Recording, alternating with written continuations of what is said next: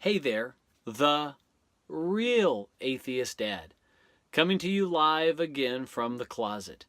This week, what I want to do is focus on a particular topic. And this week's topic that I've chosen is heaven. Why heaven? Because as an atheist dad, this is a topic that I know early on I struggled with.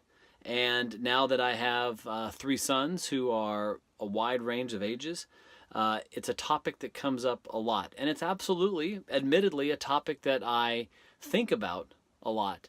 And I'm not going to say really at this point, as a 43-year-old man, that I stress over a whole lot. But it's definitely something, right? You got to get right. And I believe I have. So I'm going to lay it out. Here's my idea of heaven. I'm in it now. I believe that with all my heart, that what I am experiencing today and have been my whole life, and hopefully will be lucky enough to experience for at least another 60, 70, 80 years, is heaven. So based on that assumption that we are living in and experiencing heaven, I think it's important to kind of realize, what would other people's idea of heaven be? What if, let's just pretend, a god or gods came down to any of us and said, hey, JC, what would your idea of heaven be? Now, I caution you, pause just for a second before you answer that and think about what's really going through your head, what you would really want to spend an eternity doing. I think if we're really honest, there's probably some root level carnal desires that we would probably quickly think of. Sex, drugs, rock and roll, eating, partying, the list goes on and on. So now imagine that God said, all right, if that's what you want to do for eternity, wish granted. Now really think about it. Can you imagine doing that thing or things that you decided you wanted to be your heaven for 1 hour, 2 hours, 17 hours, a couple days, much less an eternity? I guarantee you those things would cease to be pleasurable and fun, and you would want out of heaven.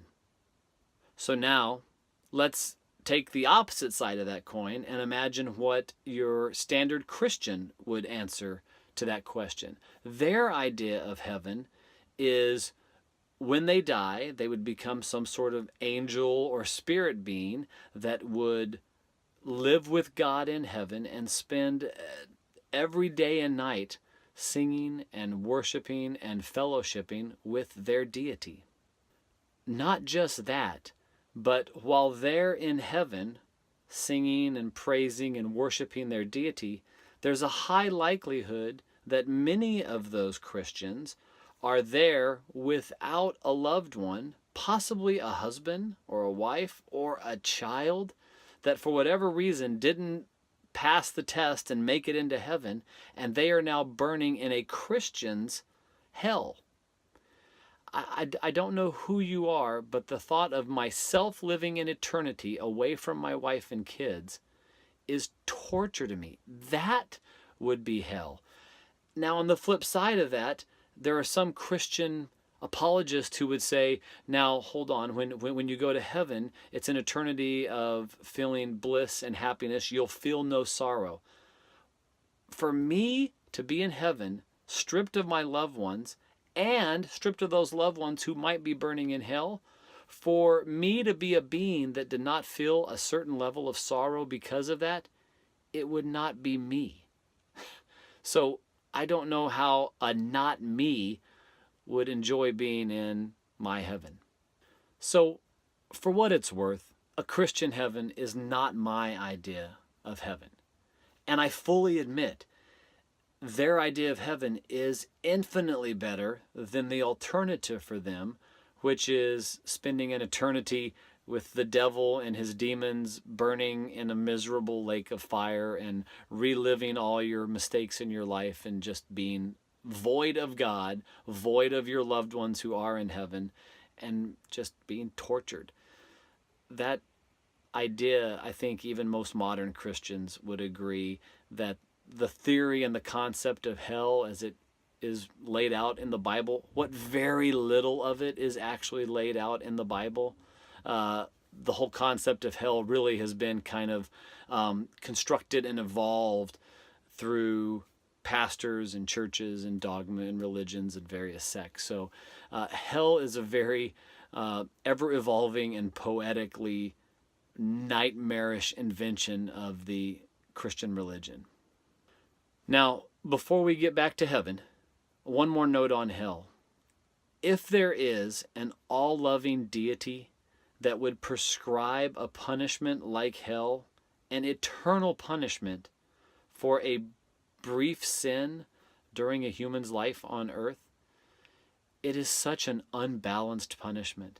And if there is a God that would deliver that type of punishment, I promise you, it is not the kind of God I want to worship here on earth.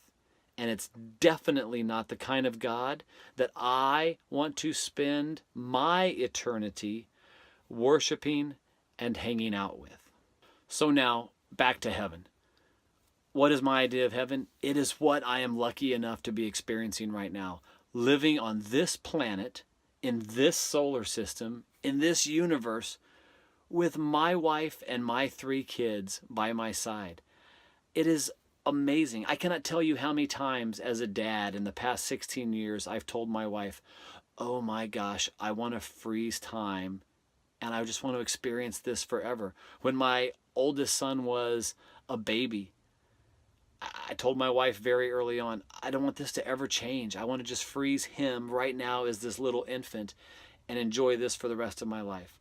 Flash forward a couple years, we now have a second son in the house. He's a oohing, cooing little baby, and he's got a 3-year-old big brother, and I'm watching them interact, and I'm just looking around and taking it all in, and I've told my wife many times, this is heaven. I want to freeze it right here and not move on. Flash forward another couple years, we now have 3 sons in the house. A baby, a 6 or a 7-year-old, and a preteen walking around, and I see the different levels of intelligence and their own personalities as they develop and evolve. And I've told my wife again and again at multiple stages, please can we just freeze time? And I'll tell you right now, as a almost 43-year-old man with a son who's finishing his freshman year in high school, I don't just want to freeze time, I am desperate to freeze time. I do not want what I'm experiencing now to end, which is something that tells me very strongly it's pleasurable and it's what I want to do, and it's got to be heaven. I'm experiencing that right now. How lucky are we if you're out there and you have a wife and 3 healthy kids?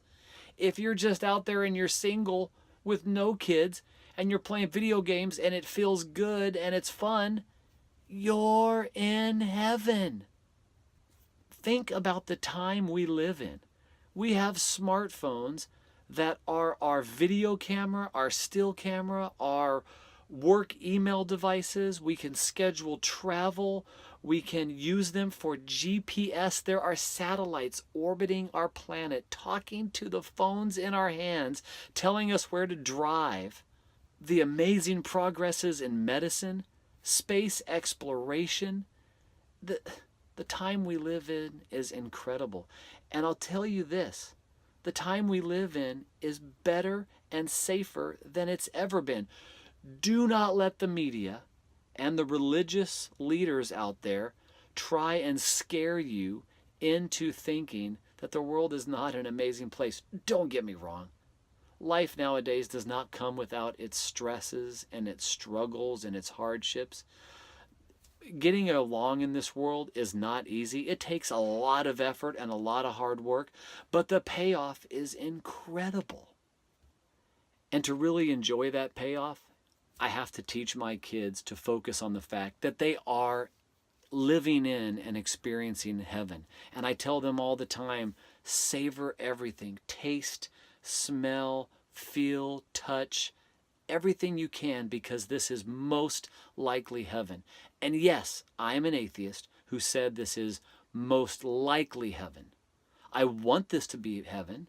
I firmly believe that this is heaven, but I'm also smart enough to know that I guess the best way to describe it is to use Richard Dawkins' scale of atheism, the 1 to 7 scale. 1 on this side being there is absolutely a God and there is nothing you could do to convince me any different.